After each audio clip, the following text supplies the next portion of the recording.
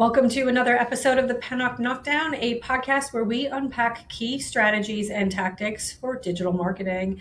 I've got with me again today Nikita. He is the founder of Aspekt agency. We spoke in 2025. You gave us so much good stuff. I figured I'd bring you back early in 2026 so we could talk about things that are evolving and changing in your lane of work. So Nikita, get the audience up to speed again with what you and your team do and kind of your lane of excellence.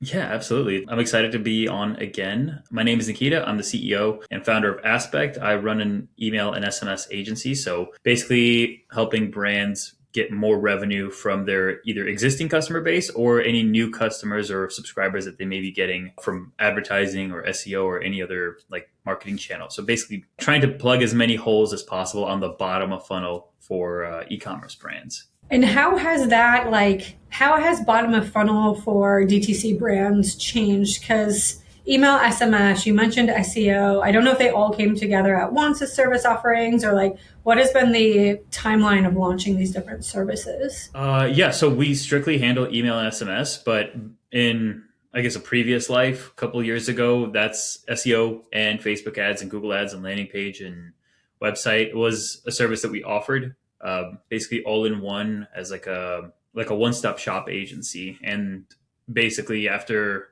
trying to do that for a year, my team got burnt out very quickly. I got burnt out very quickly. And it was also in the height of like the iOS 14 days where like all algorithm changes and then every single platform decided to change its privacy policies and all that stuff. So in the wake of all of that, I just said like, okay, let's focus on what we're really, really good at, which at the time was email and SMS. And we had a really great design team at that time, helping with not only landing pages and creatives, but also email. So we're like, okay, less people to fire. So we pivoted into email and SMS in around 2021, 2022. And then from that point on, we just stuck with it and have been growing our team purely on the email side. What do you think your buyers, so I'm assuming like the CMOs, VPs within direct to consumer brands, what are they looking for now that's maybe different from agency partners, rather, that's maybe different from even a year ago, in your opinion? I think a lot of them now, I mean, just the buyer persona has evolved so much over the last few years where, I mean, ecom founders and CMOs and CEOs have always been the most, I guess, intelligent buyer that I've encountered in the sales process side. They know their facts, they know their numbers. Right now, what I'm noticing a lot in the conversations is like how much these brands realize they try to do things in-house, but they need an expert to either have like a second opinion on like what their strategy is or an expert opinion on how to set up a specific flow or how to handle SMS correctly for their internal team. So I'm noticing a lot more conversations around the consulting side rather than the execution side. We do both. We execute the strategy by designing, writing the emails and the SMS, but we also consult. So I think there's a lot more as we go into 2026. I think there's going to be a bigger trend of brands that have an internal team that they still want to leverage, but aren't quite ready to let go fully, but also kind of being half in, half out on the agency side where they can leverage the expertise of an agency and all the clientele that we've worked with and all the niches that we worked with and the strategies we run and use that on like for their internal team to actually execute. So have an agency run the strategy, but their team to execute. What mix of like load do you think falls in that lane now? Are you doing a decent amount of that more consultant analytics, probably work only as opposed to everything within email and SMS? I think it's just gotten more prominent. Like I think 4 or 5 years ago when when we were initially transitioning from everything into just email and SMS, brands just like, I don't want to think about it. I don't want to deal with it. Here, just handle email and SMS.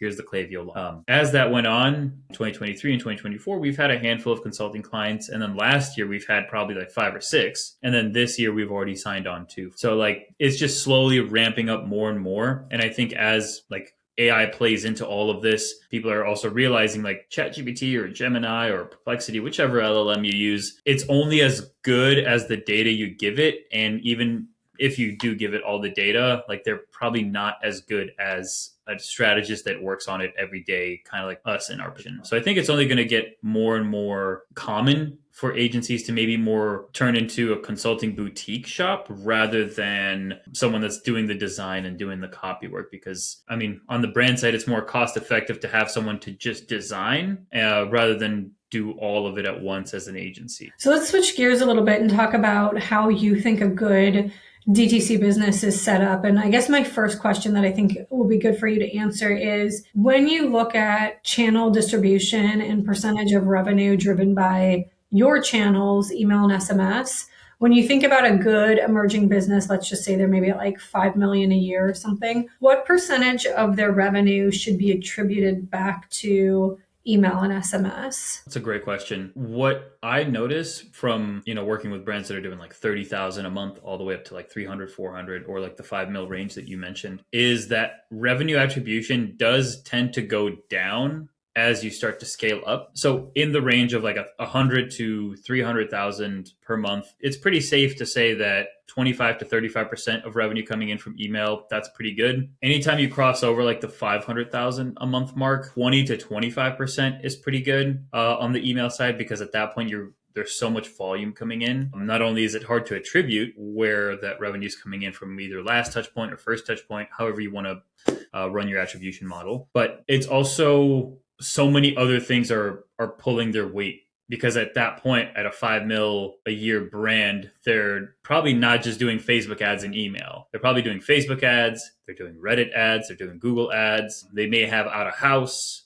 at that point. They may run mailers. And then you have email as a channel. Oh, and you also have like influencers and gifting. And I mean, there's just so much. There's maybe like 10 different marketing sources that they have to deal with. And with each marketing source, one may take up a bigger piece of the pie than another. So I think email is still at a safe spot between 20 to 25% at that brand range. But also all these other marketing channels are doing the heavy lifting as well. What do you advise brands? Like, let's say they're in that earlier stage range. They're maybe like 30,000 a month-ish. And let's say like 80% of their revenue is attributed to email. Like, what's your playbook then, or what are you advising teams? Well, if I were to log into like a Klaviyo dashboard and I saw those metrics, I would immediately know they're not running ads. Like I would probably say like just reinvest into ads. And actually, you know what? It depends on what the brand owner wants to do. If they're cool with just sitting at 30K a month where they don't necessarily have to pay for ads and all their revenue is coming in from email, then like, okay, that's a pretty good business model. Pretty high margin at that point. You're not spending money to acquire customers. But if they want to scale, then I would tell them to dump more money into ads or at least some sort of product influence seeding and then run ads. It's like whitelist those ads. I don't know. There's a lot of things that you could do if you want to scale up the brand, and most of your revenues from email. If anything, most brands would want to be in that position to begin with. And do you find that like that's when you're meeting those early stage brands and interacting with them for the first time, are they already close to your 20-25% email attributed to business? Are they closer to the 80? Are they closer to 5%? Like, what is the common thing you find in terms of how their stack and their marketing mix looks when they're emerging in 30 to 100K a month? Yeah, 95% of my conversations are, I don't know what I'm doing. Like that's like, especially in that like beginner stage, which is completely fine. Like I've been in that spot where like, hey, I'm starting to grow. I'm getting momentum. What now? Like, what do I do next? So I think a lot of these brands, they either hit it off really well in the beginning stages of maybe viral videos. Like they maybe set up a product and they have like a really good follower base on socials, whether it's TikTok or Instagram. And that organic, like the organic posts that they put up are the things that are selling the product. And then maybe they eventually start putting spend behind their ads. And then maybe they have like a base Klaviyo setup, or maybe they're doing like base Shopify emails. And around that time, maybe they hear of email being a really great channel to help with margin distribution, or maybe help with getting purchases that are getting abandoned. And that's when I have that conversation with them of like, hey, like you guys have nothing really set up here. you guys are missing out on 5 to 10K a month in revenue. Like, what can we do here to, work together? So a lot of the conversations that we do have is just like, I either am starting off, I have no idea what I'm doing. We had a freelancer work on this a year ago. I'm not sure if it's working all right, or like the 5% of like, hey, I set this up, it's working okay, but I think we can squeeze out an extra 10% of revenue. So like, that's how I would distribute it into like 3 different buckets. It's kind of surprising then, because it sounds like email is not necessarily the core of a website setup or a brand setup, and it's great for you, but it's sort of interesting because it is such a cost effective way to market. And once you've got the customer once, if you can get that LTV up, it's really complementary to continue to work really well on email. Typically, the brands that are coming to me with like, hey, I'm starting a new brand, or hey, this is just going to be starting and I need something set up before we start running ads, are founders that have already ran brands before. And they're like, hey, we need to set this up so that way we're not leaking customers as soon as we put money on ad spend. Out of curiosity, like the brands that you're interacting with, either like still in the lead flow or existing clients, would you say most of them have experience in direct to consumer prior to whatever endeavor they're doing now? Or are they like first time founders within the lane of e-commerce? There's a few handful that are like first time, but they've been doing this for like 10 years. Like, they started their store in 2015 and they rode through early days of Facebook ads, and they've always consistently evolved their business to the point where like, okay, now they're like an established player bringing in 500 to a mil a month in revenue. Or they are, like you mentioned, repeated founders where like maybe they've had a handful of stores that worked but then didn't work out, but now they found like a stable brand in their portfolio of brands and it's now growing and they need support on the email side. So I think most of the people that we talk with, they've had either tenure in the industry or it's their second, third, or fourth brand. So it's a bit of both. That's interesting to understand. Okay, let's talk about some like 2026 prediction type stuff or changes going on in the industry. So what's on your mind and your team's mind in terms of what needs to be a step change this year compared to last, in terms of just keeping with the times or emerging trends, whatever it is? Give us what you've got. I mean, I hate to say it, but like, I think AI is just going to play a bigger role in marketing. It's slowly going to take away our jobs, not immediately. I think the reporting side is going to, like, I think AI is going to help out a lot on the reporting side, whether it's reporting analysis or result analysis, or trying to see how to bridge a gap between where you're currently at to where you need your results to be at, or where you need your margin to be at. So I think there's going to be a lot of AI analyses on that end, at least on the reporting side. I could probably see like a good AI email builder come out this year. I've been playing around with it just to see like what can it do to create like a quick mock-up maybe for a deck or a presentation for a client. And so far I've yet to find something that is usable. Like Gemini's Nano Banana has been all right, and Sketch is okay. Like Google's Gemini Sketch is all right, but it's not specifically an email, and you can't specifically make changes in what it generates. I don't know, like that's my experience with it. I think there would be a pretty solid email builder if I were to say like a prediction. And I'm not in Klaviyo or other ESPs nearly as much as you. Do you think it's something that our AI enablement's already pretty ubiquitous in platform, or do you think this will come in platform, or will it be somewhere separate like you just described? If we're following traditional business, it would probably be third party initially until it's acquired by Klaviyo, and then it's in platform, or acquired by Omnisend or acquired by MailChimp, whichever ESP acquires it. But I don't think, like at this point, Klaviyo is so big and sluggish. I mean, they're a public company at this point, so there's a lot of slow moving pieces, and I'm sure their roadmap's already built out for 2026 to the point where only an acquisition would make sense from like a third party perspective. So it'd probably be some sort of it'd probably be some sort of like SaaS tool or like a no code tool that was developed by some 13-year-old in a bedroom, and now it's like the best email builder out there. Yeah, surprise, like crazy to me though, right? Because like what 13-year-old in their bedroom would really care about emails, but time will tell us. Okay. Yeah, you just kind of mentioned how Klaviyo is kind of like past its Prime, maybe, or that's my interpretation of what you said. Are there other platforms that brands are kind of migrating to and at this moment in time? I wouldn't say Klaviyo's past its prime. I guess what I meant was Klaviyo will probably take a long time to do something in-house, whereas someone from the outside, like a third party, will be able to evolve and execute a lot faster than Klaviyo to the point where they'll get acquired. I would still say like Klaviyo is the top dog when it comes to e-commerce email. Then you have OmniSend, which is slowly chipping away at those Klaviyo customers, which it's a pretty good platform. I still think there's some gaps in features with OmniSend and Klaviyo, but I think it's like a second best alternative. Then you have like SendLane, ActiveCampaign, MailChimp, all these other like that are B2B and B2C, but they're not B2C focused. So I still think Klaviyo is a pretty great tool, and OmniSend is a great tool if you were starting off and want to maybe save a few bucks. And So your preference, like if you get to migrate a brand's email system, your preference is to migrate to Klaviyo at this moment in time. if they're on like HubSpot or if they're on MailChimp, it's like, okay, we need to get you moved on to something that is usable. Makes sense. Great. Okay. So AI as a big player in terms of like probably campaign strategy and then to some extent campaign build and deploy as you described. Any other changes that you're thinking about either coming forward or your team's like actively trying to work towards?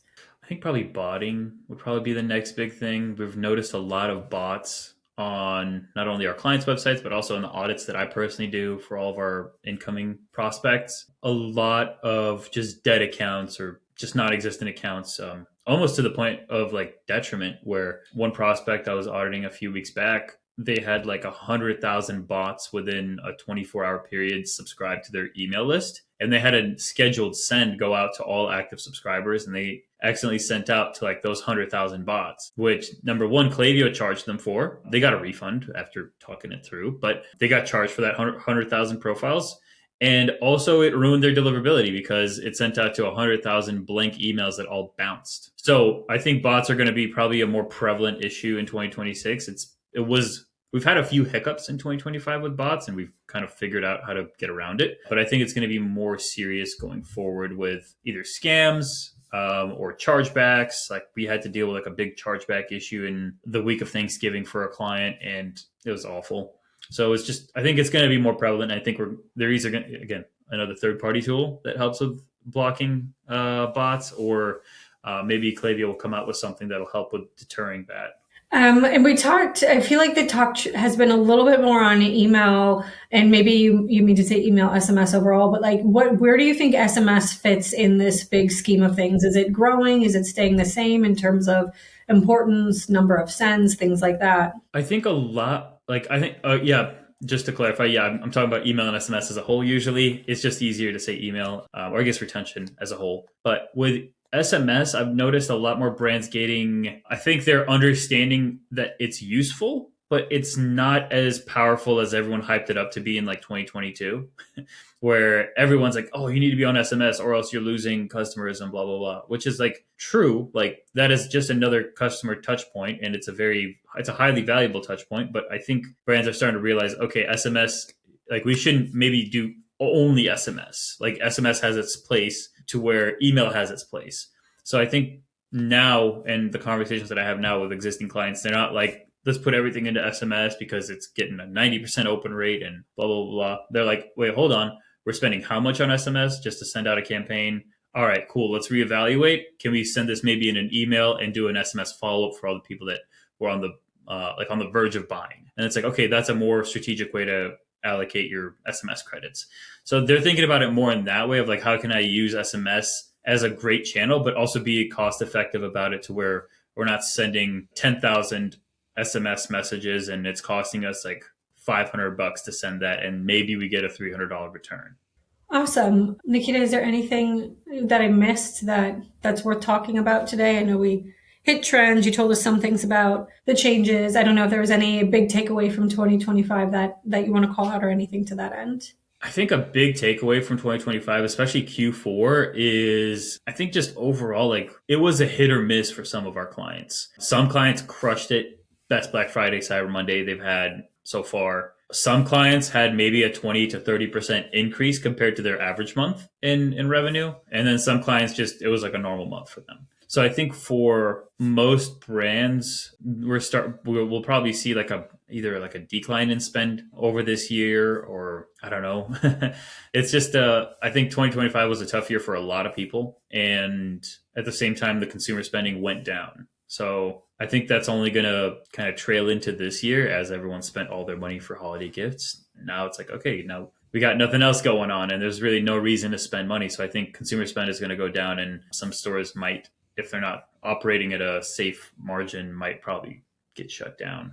Yeah, I think 2026 is going to be pretty turbulent and a little unpredictable. So, echo your sentiments there.